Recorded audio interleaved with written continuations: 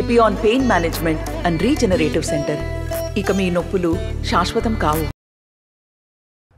చెప్పండి, 10 ఏళ్లలో మీరు చేసింది ఏంది? 100 రోజుల్లో మనం చేసింది ఏంది? నిన్నమన్నా నేను మా నాన్న దూలం లెక్క పెరిగితే కాదు దూడకున్న బుద్ధాన్ని ఉండాలని హరీష్ రావు మొన్న అన్నాడు, నేను 15 ఆగస్టు లోపల 2 లక్షల రూపాయల రైతు రుణమాఫీ చేస్తాను. నేనంటే, రేవంత్ రెడ్డి నువ్వు 15 ఆగస్టు లోపల చేయకపోతే నువ్వు రాజీనామా చేయాలా, నువ్వు చేస్తే నేను ఎమ్మెల్యే పదవికి రాజీనామా చేసి మళ్ళీ సిద్దిపేటలో పోటీ చేయని అన్నాడు. నేను ఆ సవాల్ను స్వీకరించి, మంచిది హరీష్ రావు గారు, నీ సిట్టి జేబులో పెట్టుకో రాజీనామాది, 15 ఆగస్టు తర్వాత సిద్దిపేటకు నీ శని వదులుతుంది, చింతమాడికలో పోయి చింతశెట్టు కింద వండుకో అని చెప్పిన. ఇవాళేమంటుండే అమరవీరుల స్తూపం దగ్గరకు పోయి, దాన్ని కూడా ఆయనకి ఎప్పుడు మోసం చేయాలనిపిస్తే ఆ మోసానికి ముసుగు అమరవీరుల స్తూపం, దాన్ని వెనకాల దాచుకొని అబద్ధాలు చెప్తాడు. ఇన్ని రోజులు ఎప్పుడైనా అమరవీరుల స్తూపం కాడిపోయిందా?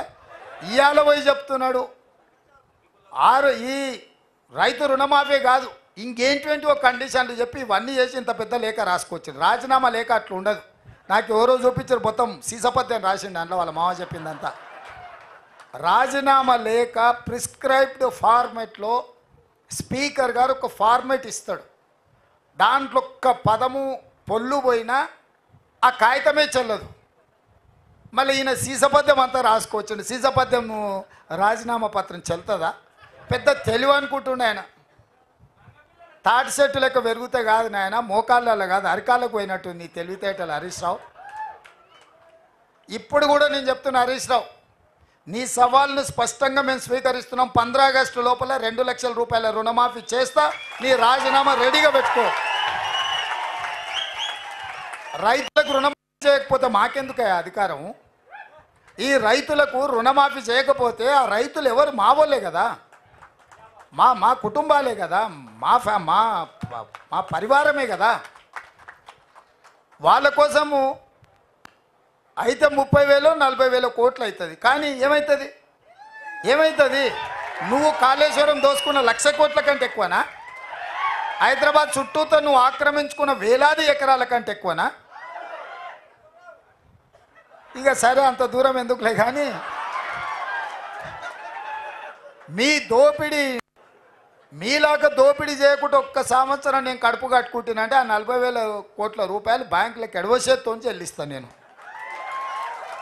అందుకే మీకు అందరికీ మీ ద్వారా తెలంగాణ ప్రజలకు తెలవాలి, 15 ఆగస్టు లోపల 2 లక్షల రైతుల రుణమాఫీ చేసే బాధ్యత మన ప్రభుత్వాన్ని. స్పష్టంగా ప్రజలకు చెప్పండి. రెండవది, బీజేపీ గెలిస్తే ఎస్సీ ఎస్టీ ఓబీసీ మైనారిటీ రిజర్వేషన్లు రద్దు అవుతాయి. రిజర్వేషన్లు ఉండాలి అంటే కాంగ్రెస్ గెలవాలి, రిజర్వేషన్లు రద్దు కావాలి అంటే బీజేపీకి ఓటు వేయాలనేది. ఈ 2 విషయాలను ప్రజలకు వివరిస్తే మీరు చెప్పిన 14 కాదు 15 సీట్లు కూడా తెలంగాణకు గెలుస్తాయని నాకు సంపూర్ణమైన విశ్వాసం ఉంది. జేఈఈ మెయిన్ 2024 ఫలితాల్లో సత్తా చాటిన రెజోనెన్స్. ప్రతి సబ్జెక్టులో 100% రిజల్ట్. హైదరాబాద్ లో ఉన్న ప్రతి క్యాంపస్ నుండి 99% రిజల్ట్. అంతేకాక కేవలం హైదరాబాద్ క్యాంపస్ నుండి 750 మంది విద్యార్థులను జేఈఈ అడ్వాన్స్ కు ఎంపిక చేసిన ఘనత రెజోనెన్స్ హైదరాబాద్ సొంతం.